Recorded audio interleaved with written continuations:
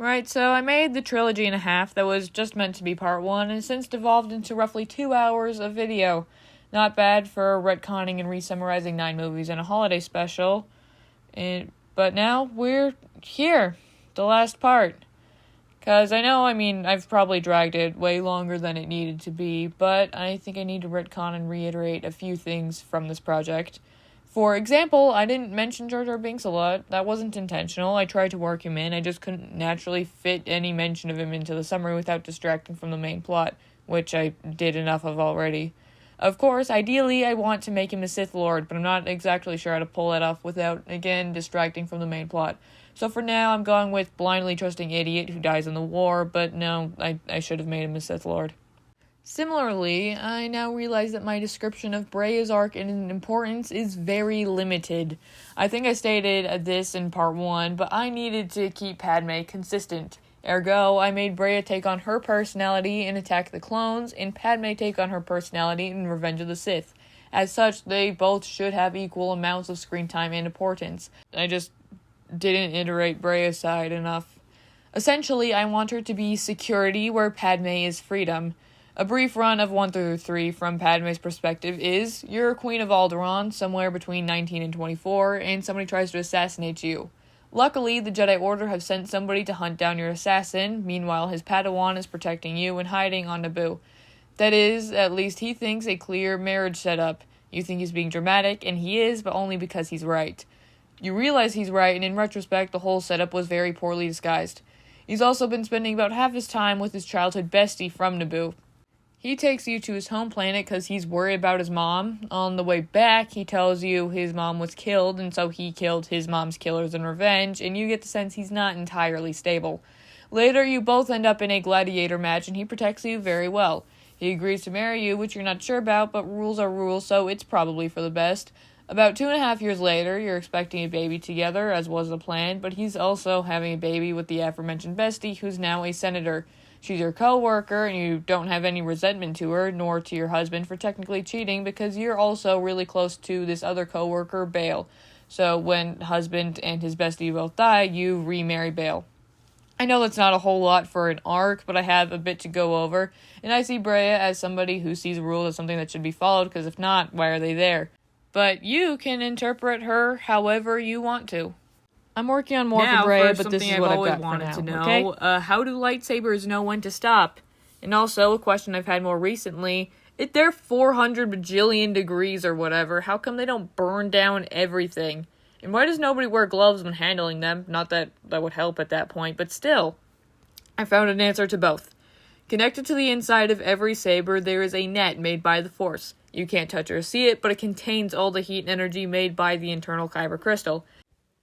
If the net is removed and the saber activates, it does incinerate everything everywhere, a tactic really only used in warfare, and if you're okay with taking yourself out alongside every enemy in your area, hence why almost nobody does it. Is this making sense? Another thing I think I have to establish, mostly due to how I write and talk, is that every single character is wrong. In the sense that the Order does bad things, Annie does bad things, Kylo does bad things, everyone does bad things, thinks bad things, etc. Everyone, some more than others, is wrong. If I sound even for a second like I agree with them being wrong and doing bad things, that is not my intention at all.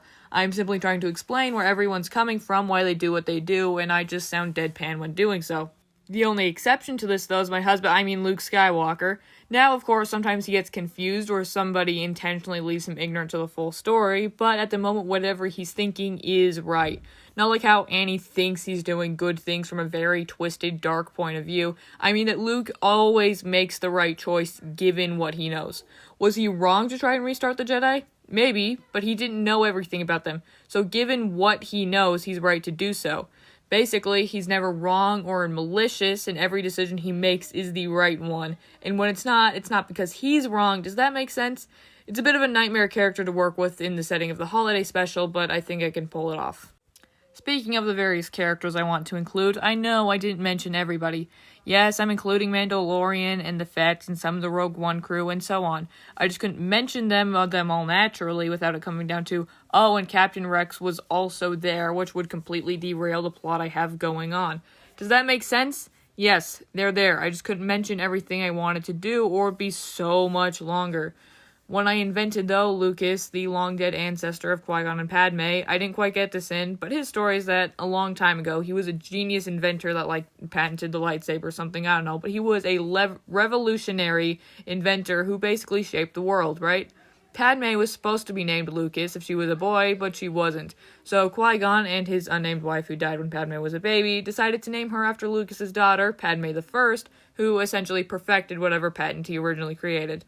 Then, of course, she tried to name her son Lucas, but got cut off, so it sounded like Luke. I hope that clears that backstory up. Anyway, while we're on characters, briefly addressing the voices I do.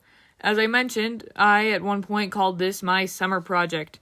But it's way bigger than I thought it would be, so I finished 1 and 2 over summer, finished the writing and recording for part 3 over summer, but then I accidentally deleted all recording beyond Spark of Betrayal, so I just took the time to improve everything beyond that point, and in those rewrites I added the swearing, Luke killing Jabba, and the holiday special.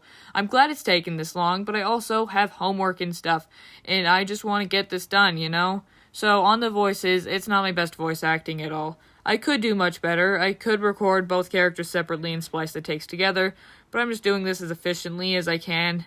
I know it's not polished or particularly good, but it works for what I need it to be. I have homework that I need to get to, and I'd like it if I also didn't have to work on this too, if that makes sense. Again, topic of characters, but I also want to retcon part of 2, the fan casting. Some of these I'm kind of unsure about, like Tom Holland as C-3PO and Simu Liu as Poe Dameron. Some I really want to make happen. Give me Tom Blythe as Obi-Wan Kenobi right now. But there is one I want to completely retcon. That is Sam Jackson as Mace Windu.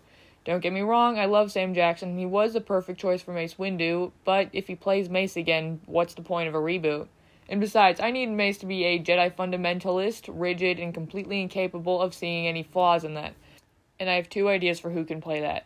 My first, somewhat recently, is November 9th at exactly 7 p.m. on my annual rewatch of the Loki finale because I love it. If I ever do another video essay series, it will most likely be about Loki, going through the show character by character because there is so much going on and that is the only possible way to digest it all. But I was watching the Loki Season 2 finale and thought that Gugu Mbatha-Raw, if I butcher that name, I'm sorry, I made my best guess from watching Loki behind the scenes stuff, but she plays Ravonna Renslayer. And I don't want to typecast her or anything, but that is exactly who I need Mace to be. Ravonna and Sylvie are the perfect foils to each other. Equally radical, but we sympathize with Sylvie just a bit more because we see more of her. Anakin and Mace are the same. Maybe it'll be explained later if I do a Loki analysis series, but Renslayer is to Sylvie as Mace is to Anakin.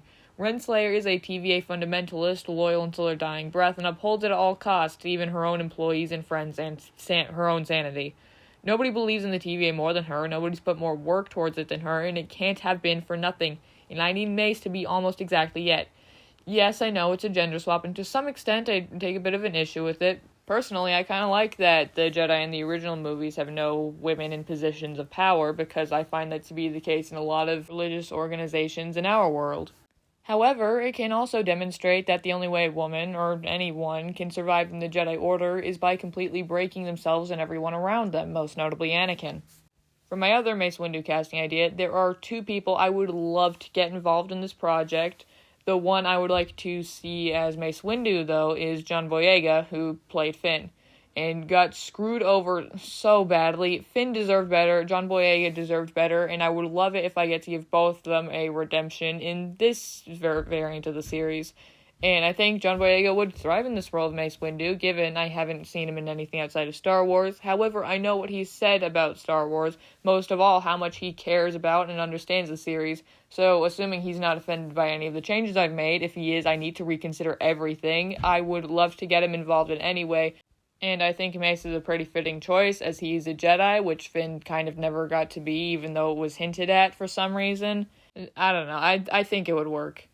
The other person, though, that I really want to get involved in anyway, really, is David Corenswet, because I know he loves Star Wars, and I know that a lot of people love Star Wars, but I want to honor him specifically because the way that he portrayed Superman was not only super meaningful to me, a longtime Superman fan. I need to do a video on all the reasons why I love Superman, but his Superman portrayal in particular inspired a lot of the way that I wrote and interpreted Luke in this reboot. That he never swears except that once, he's never malicious, and always chooses kindness above all. Well, for Luke, it's less kindness and more empathy, if that makes sense, but I want to honor his contribution by including him in it. My best idea to include him is to cast him as Wedge Antilles, but I haven't finalized that in any way. Now, what exactly do I mean want to get involved in this project? I mean, I want to take this to Disney, we all know how much they love reboots, and get this made. Hopefully in the next 8 years so I can be Padme. To be clear about self-casting, it's Padme, it's not an ego thing. I promise if it was, I'd be Anakin, who was effectively my self-insert throughout this whole project. I'm choosing to portray Padme because I made a lot of changes to her character and personality by splitting it into two characters, and I want to make sure the dynamic is pulled off as well as possible, so effectively I have to be either Padme or Breya, and I am not pretty enough to be Breya. Breya needs to be powerful and commanding and beautiful, generally a force of nature. I am not that. I can be sweet and charming and funny, which is what this Padme needs to be, though. Does this making sense? Anyway, that's beside the point. This is my pitch, and I want to actually get these movies made with Lucasfilm and Disney, proper IP budget and everything. And I want to try a few things with it. The first is that, of course, Star Wars has always been revolutionary in filmmaking. In effects mostly, but definitively, cinema today wouldn't be possible without Star Wars, and I want to continue that. And while I'm not an effects or technological type of gal, never have been, I do see a major issue in filmmaking. Benedict Cumberbatch, who I also want to get involved as Dooku, has made a great point about this. If you want to listen to him speak about it, you should. But I think there's a major sustainability issue in films. Have you ever thought about how many sets and costumes and props are never used again? The carbon emissions? It's ridiculous. So for a franchise all about pushing the boundaries of filmmaking, I want to experiment and innovate methods for sustainable filmmaking. I think 9 movies and a holiday special should be enough from trial and error to find good results in that. I had a second thing I wanted to do, but I can't remember it right now. So lastly, I want to define what management of power in a franchise should be. I think the main issue with the sequels is that they got rid of George Lucas and everything fell apart with no unified vision. The main issue with the prequels is that George Lucas had unchecked power and his ideas all drowned each other. I think the originals got this balance right the first time, where yes, he had a lot of creative control, but there were other directors and such, generally people willing to say no, that's stupid, which led to a lot of great ideas under one single vision under one franchise president. I think every franchise should have that, at least for a little while, and that's what I want to do for this. Yes, I think one person, in this case me, should have final say, but the best films come from a bunch of brilliant, talented people of all different backgrounds and skill sets, writing, designing, building, editing, critiquing, performing, leading, etc., coming together to build something great. These videos, despite being over 2 hours in total runtime, do not have all my ideas in them. You think this is what I want to do with Order 66? Please. I mean, this is a bad example because what I want to do with Order 66 is another video entirely and one that I don't want to make, but it proves that this is not nearly all of the ideas I have for this series, and I left a lot out because I don't want to be the only one. I want to know what you think should be done, how it can all be improved. Star Wars belongs to everyone. And while I think one person should have final say so we don't all drown each other and fall apart, nobody should have unchecked power and total creative control. So I think everyone gets together, makes ideas, and the franchise president, in this case me, because I hope I've proven myself qualified to do it in this series, decides which ideas to do in the final script and film. In this case, for example, I'm coordinating everything a little bit in every department and working very tightly with the director. Each of the 9 films will have a different director who's not me, except for the holiday special. I want to direct that. But besides that, for example, I want Brad Bird to direct Spark of Betrayal. I'm getting ahead of myself. Does this make sense? With that said, though, of the ideas that I didn't want to mention, there is one that I accidentally mentioned very briefly as a joke, and I think I have to clear that up really quickly. In the joke version of the I am your father reveal, Vader comments that he and Padme only forgot protection once, hence Luke, and that's completely true.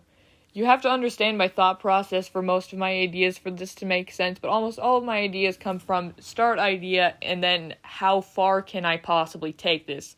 So for example, I want swearing, how far can I take this? Well, we can use it to show the purity of the characters based on how much they swear, and so because Luke is super pure, good, and sweet, he almost never does. But that leads to, if he never swears, then the one time that he would be insane, right? So, who would he swear to, and why? So, yeah, my idea for Luke killing Jabba stemmed from me wanting swear words in this universe. In this case, though, the idea was Luke is a mythological figure who came from nothing and shouldn't even really exist. How far can I take this? Among other things, making his conception a total accident. I obviously didn't write that. Seeing the original episode 2 was PG. I'm not going to break that. Relax. And I'm not going to write it anyway because I find infinitely more tragic, or in this case funnier, to imply that something happened than to actually show it happening. I did, though, write out the pre-cursing scene, enough to prove its spontaneity without actually showing anything, if that makes sense. I would share it, but it requires a very specific visual gag that I do not have the patience to draw out, and I also don't want anyone stealing that joke from me. All you really have to know is, effectively, Luke was made because his mother liked porgs and finally got one from his father. It's not an innuendo, I promise. It doesn't make sense out of context, but porgs are important in a lot of ways, especially to Luke, and only partially because one of them is the reason he exists. I love porgs, and the last thing I want to clarify is that I want them to be very important. I've done this in two ways. One, connect them quite heavily to Luke. He's basically a porg in a person's body. He's the only other creature in the whole galaxy that's as pure, sweet, naturally curious, and generally nice as they are, so they follow him everywhere. He never had one less than 10 feet away from him at any time. Not that he notices, really, just kind of assumes they follow everyone, and only when Leia points out that's not the case does he notice. But yeah, porgs and Luke are effectively inseparable and critical to the other's existence. The second way I want to make them important is that basically they are the health bar of the galaxy. For example, they're super prosperous and everywhere before the Clone Wars, decline during the Clone Wars, plummet after Order 66, rise when Luke blows up the Death Star, rise even before Clone Wars levels after the Battle of Endor, become critically endangered when Luke disconnects himself from the Force, rises again when he finds peace and dies, and all the way back up when Rey restarts the Jedi as intended. Does this make sense? Porgs, the way I see them and the way I want them to be, are very sensitive to the Force and exist the way we all should. Generally sweet, nice creatures who only take what they need to, naturally explore, spend a lot of time with their friends, don't seek out conflict, and know what really matters. Because they're so pure and balanced, they are connected to the Force. When the Force is unbalanced, so are they. I hope this, the final installment of the Skywalker Saga Needs a Reboot series, cleared up the others and also makes sense by itself. If you have any questions, please ask me in the comments. Just remember, you can always fight back against the Palpatines of your life, always live like a porg, and as always, I don't like sand. It's coarse and rough and irritating, and it gets everywhere. Not like here. Here everything is soft and smooth.